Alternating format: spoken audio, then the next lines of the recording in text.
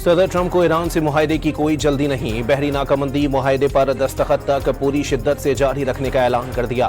مذاکراتی team کو ہدایت کر دی، فریقین اپنا وقت لیں، کسی غلطی کی گنجائش نہیں، جو بھی ڈیل ہوگی وہ اچھی، باضابطہ اور اوباما معاہدے کے برعکس ڈیل ہوگی۔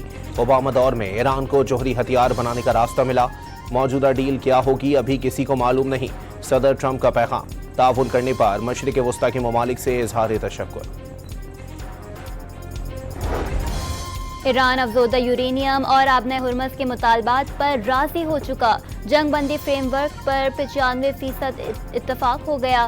مسودے کے الفاظ پر بات چیت جاری ہے، ایران کو رقم دی جائے گی اور نہ ہی کوئی رعایت۔ امریکی ٹی وی فاکس نیوز کا امریکی حکام کے حوالے سے دعویٰ۔ دنیا کو ایک بار پھر یقین دہانی کرانے کو تیار ہیں، ایٹمی ہتھیار حاصل کرنا نہیں چاہتے۔ یہ یقین دہانی سپریم لیڈر خامنئی کی شہادت کے وقت بھی کرائی تھی۔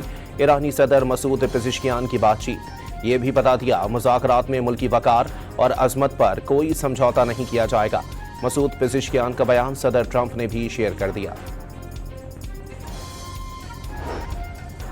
اثاثوں کی کم از کم جزوی بحالی سے پہلے معاہدہ نہیں ہوگا۔ امریکہ سے بات چیت میں منجمد اثاثوں کی بحالی پر اختلاف موجود ہے، اب بھی ممکن ہے کہ معاہدہ منسوخ کر دیا جائے۔ تسنیم نیوز ایجنسی کا ایرانی حکام کے حوالے سے دعویٰ۔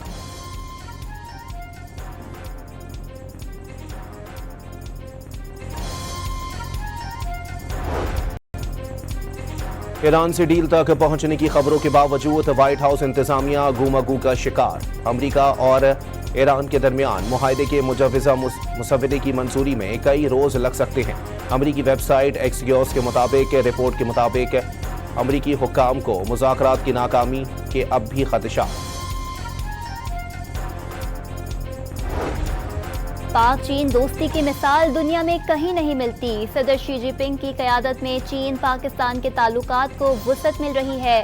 پاکستان بہت جلد خطے میں ترقی کے سفر میں چین کا ہم قدم ہوگا۔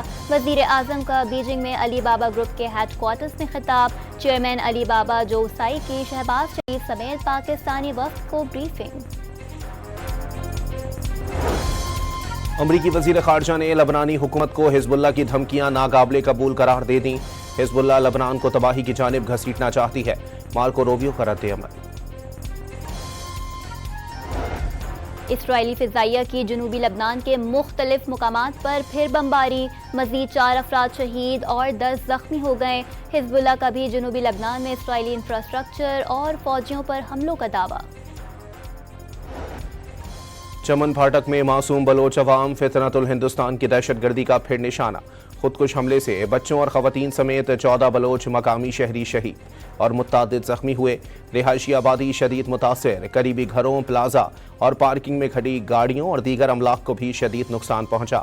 وزیر اعظم شہباز شریف، چیئرمین پیپلز پارٹی بلاول بھٹو، وزیر اعلیٰ پنجاب مریم نواز، وزیر اعلیٰ بلوچستان اور دیگر کی جانب سے واقعے کی شدید مذمت۔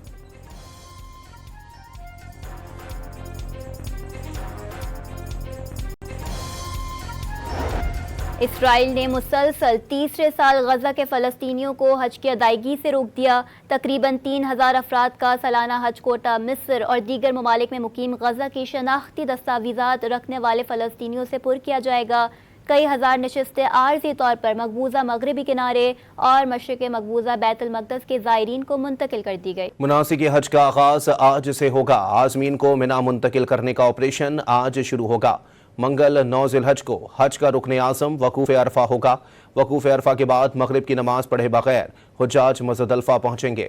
10 ذی الحج کو حجاج کرام بڑے شیطان کو کنکریاں ماریں گے۔ وقت کم اور مقابلہ سخت، عید الاضحیٰ میں صرف 2 دن باقی رہ گئے۔ اتوار کی چھٹی کے باعث ملک بھر کی مویشی منڈیوں میں رش۔ سندھ حکومت نے عید الاضحیٰ کی تعطیلات 4 سے کم کر کے 3 دن کر دیں۔ 26 سے 28 مئی تک چھٹیاں ہوں گی، نوٹیفیکیشن جاری۔ پشاور سے Skardu 800 kilometre non stop race, نوجوان ایتھلیٹ مسعود خان نے عالمی ریکارڈ اپنے نام کر لیا۔ نوجوان ایتھلیٹ نے انتہائی مشکلات کے باوجود 810 کلومیٹر کا فاصلہ صرف 9 دن میں مکمل کیا۔ اور چین کا خلائی مشن 3 خلابازوں کو لے کر کامیابی سے اڑان بھر گیا۔ روانگی سے قبل چین میں شاندار تقریب کا اہتمام۔